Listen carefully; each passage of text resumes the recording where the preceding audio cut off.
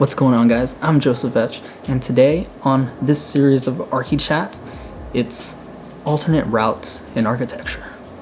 So you go to architecture school, you learn so many skills. You learn how to design, you learn how to craft and build models, you learn how to use all of the Adobe suite, all of the design programs, Rhino, AutoCAD, Revit, etc. You learn how to present your project, how to put a publication together, all of your final drawings. So many different things that you learn in architecture school that don't limit you to only becoming an architect when you graduate. This topic came up recently, and it's a thing that a lot of students go through while they're in school. They question themselves. Do I really want to do this for the rest of my life? Do I really want to become an architect? You graduate school, but then you still have years and tests to take and experience to get that kind of get in the way of achieving the dream of becoming an architect, right? So in this case, you have so many different skills that you can fall back on. Recently, I read an article, and I'll be talking about this later on in my weekly newsletter, but I hear that Hollywood and the movie industries are seeking 3D modelers to start crafting a world that is completely digital. Think AR and VR.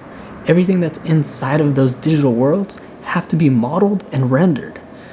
So, who knows how to model, render, and design buildings better than architects? So that's one possibility. Think about the digital world of architecture that you can design, and you don't have to be a licensed architect to do it. Other option, you be just a rendering farm. Create renders and visuals for architecture firms. Not necessarily VR stuff, but just for print media, for publications, for marketing, all those different types of aspects. Same thing with rendering comes animations and videos. How do you document? How do you photograph a final project?